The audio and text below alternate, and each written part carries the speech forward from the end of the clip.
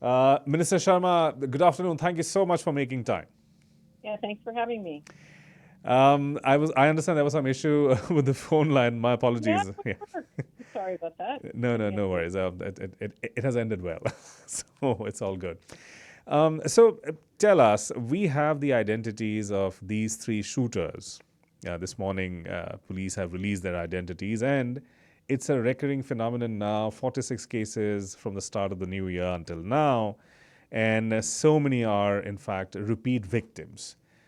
There seems to be no end to this, Minister. What is it that your government is going to do about it now? Yeah, I think the premier saying that this is terrorism in slow motion was a really good way of describing what people are feeling and seeing. We every time the community has asked for different things, or the Police Resources Act, we've stepped up. I think one of the requests was more helicopter resources. We got that from the Prime Minister and the federal government. More boots on the ground. We got more RCP officers coming to the ground, better victim support. There are so many investigations happening right now of people, whether it's through deportations, investigations on their status, or our task force that's the only one of its kind, and we're going to keep going with addressing this until it comes to an end. And it's going to also, and I know the community coming forward and giving information has been happening, and that is so important. We're going to do this together as a community, with government, hand in hand, to get at the heart of what these people are doing and kick them out. When this started initially, there was a talk that this is probably transnational repression involving gangsters or gang networks based out of India. Is that still the understanding of your government, that this is all of these people who are being arrested and all these events that are happening, they are all connected in some way to uh, groups that are outside Canada? Yeah, it was really important to have the Bishnoi gang designated as a terrorist organization, which is something that we asked for of the federal government. Our understanding is that there are international connections to these crimes. I think we saw that with some of the accused, where they're arrested either in India or somewhere else, or they work across provinces, whether it's Ontario or Alberta or here. We're hosting a forum 2 weeks from now in Surrey, and that will be law enforcement from all those jurisdictions, so from across Canada, coming together to share information, to get a real network, to get at the network that's causing this type of terror. There were the three arrests and charges recently, and then we've had 13 charges, but there's 100 warrants for searches. There's a lot of investigation energy and effort going into this.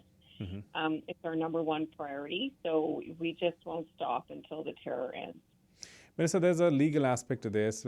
Many people say that, laws are a little lax in Canada. They are more humane, and therefore people try to exploit loopholes in the legal framework. So, last time we talked about this, there was some feedback from your government that it has been taken up with the federal government, that there needs to be something done to fix these gaps in the law. Has that conversation moved forward? Well, you know what? It's moved forward, but we wanted to go faster. So I asked for a few very clear changes to the criminal code, and they were based on the fact that we think that the bail laws should be stricter and the sentencing laws should be stricter for anybody participating in extortion, given the level of crime it is and how it's terrorizing communities in this province.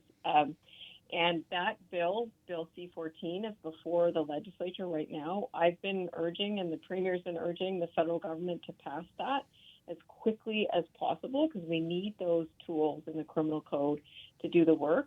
There's a couple other things that I asked for that I'm hoping will pass quickly. And one is better investigative tools for the police. So they have to seize things like cell phones and a lot of things that help them with their investigations. And we need to make that easy and less burdensome for them to hold those things. So I've asked for changes about just that process stuff for investigations. Another bill that's before the House right now is to close that loophole where people shouldn't be able to claim refugee status if they are responsible or associated with these types of extortion. And we want the federal government to tighten up that loophole. So I just urging that the that those bills pass quickly so we can get better laws for these types of crimes. Minister, there's also a concern within the South Asian community that these kind of episodes actually give a very bad name to the community.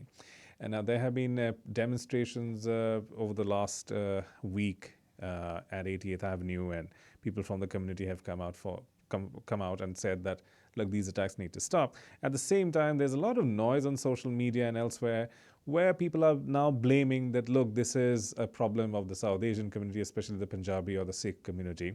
There's a letter which has come out by someone called John Sweets in the Surrey Now Leader this morning, where he's saying that stop targeting Sikhs. They are not responsible for these attacks. So there's this social angle to all of this as well. So I understand that you can do only so much given the legal frameworks, but have you considered to do something about this social angle as well, that many people in the community are actually feeling very insecure? They feel that it's giving all of us a bad name and business is getting affected. Yeah, I just want to say something pretty clearly, is that we are British Columbians, all of us. No matter where you come from, unless you're Indigenous and are from this land, you've come here to make a home for yourself and contributed to society, and you deserve safety in every community across this province. I don't care what your background is. And if there is something going on, like with extortion, that's targeting people, business owners, whatever your background is, the system needs to keep you safe. This is about getting at a problem that's affecting communities across the province. And that's what I'm focused on, and that's what we all need to focus on. No matter what the community is or what the neighborhood is, we're all British Columbians, and we all deserve safety. Minister Niki Sharma, thank you so much for making time for my show. Really appreciate it. And it's great to be on the show. Thanks for having me. Thank you. Have a great afternoon. Bye.